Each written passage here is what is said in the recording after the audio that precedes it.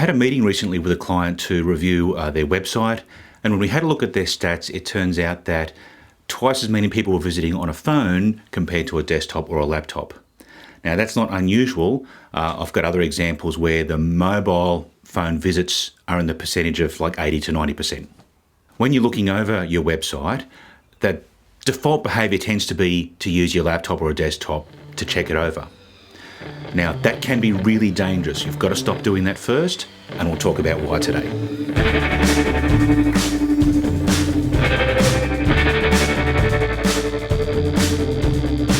When the term responsive web design was first coined and started becoming known in late 2010, it revolutionised the industry.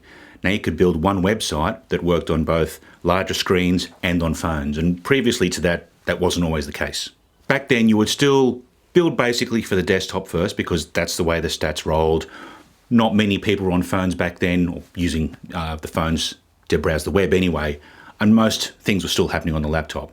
So it was laptop first, then maybe a quick check on the phone, make sure everything collapsed, and that was fine. It was fine, but that's not the case anymore. If you believe you provide a good customer service and a good customer experience, if that's important to you, then you need to stop worrying about your website on the desktop until after you've got it sorted out on your phone first. Mobile isn't an afterthought, it's your primary customer experience. Now, this all sounds great in principle. You're probably thinking to yourself, yeah, Jason, we already know that. And you do in theory, but what do you do about that in practice?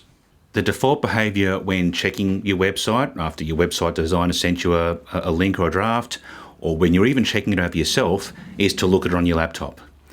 You've got to change that behavior. You've got to change that that habit to be looking at this one first. Now, if you're more comfortable doing this sort of thing at your laptop, that's fine. I'll show you a way now where you can simulate a mobile experience while you're sitting at your laptop. So first of all, pull up your website in Google Chrome and just find an empty spot somewhere and right-click and then left-click Inspect. Now, if you load like that first, what you want to do is look for this icon here above all this gobbledygook here and click that to give you a phone simulation. Now, if I click over here, you can see that as I choose different kinds of iPhones, different models have different screen sizes. Different Galaxies have different screen sizes, so there is no one mobile phone size. Each model is a little bit different, and so that's something to keep in mind. And aside from that, some people will increase the text size on their phones as well to make it a bit easier to read, and so your text will wrap in different places on different phones, even of the same model. The other thing to keep in mind too is this is just a simulation. It's pretty close, and it's a good way to get a look at it across a couple of different kinds of phones, but sometimes there are slight differences between the simulation here and the actual phone in question. So if you've got access to a real phone that is the kind of one that you're testing on, it's always good to have a look at that too. Now, to get out of that, we'll just click this X up here and we're back to normal.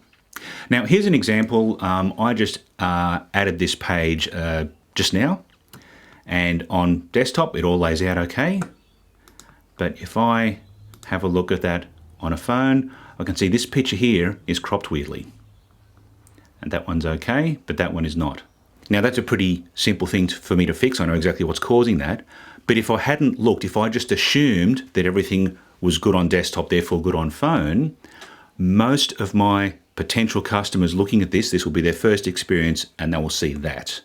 And that's not a good look. That's not what I want. So question, did you want to show the majority of your potential customers something that's a little bit broken like that just because you forgot to prioritize the phone over the desktop? But we're just not looking for little bugs or errors like that. There are some things that you just can't check when you look at it on your laptop. The hamburger menu up here, how the navigation behaves, is it obvious, intuitive, user-friendly, all of the things we want it to be. If you don't check, how can you know? Are we missing important things of the mobile menu that are in the desktop menu? And that does happen sometimes. Get the phone right first, then come back and look at the desktop. Now, if you've got an existing website, check your own stats and see what your ratio looks like. It's a little bit different from every industry. Professional services businesses will still tend to have a decent chunk of desktop users. I'm talking about accountants and solicitors and that sort of thing.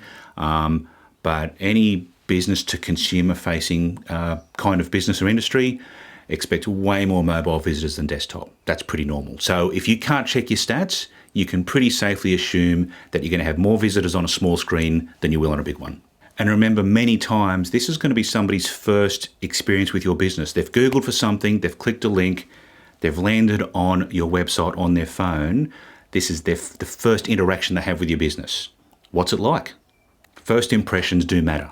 If you pride yourself on customer service, if a good customer experience is important to you and your business and your brand, you need to prioritize the phone over the desktop.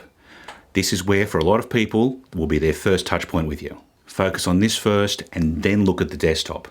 Prioritize it in order of your customer experience. Congratulations, you made it to the end.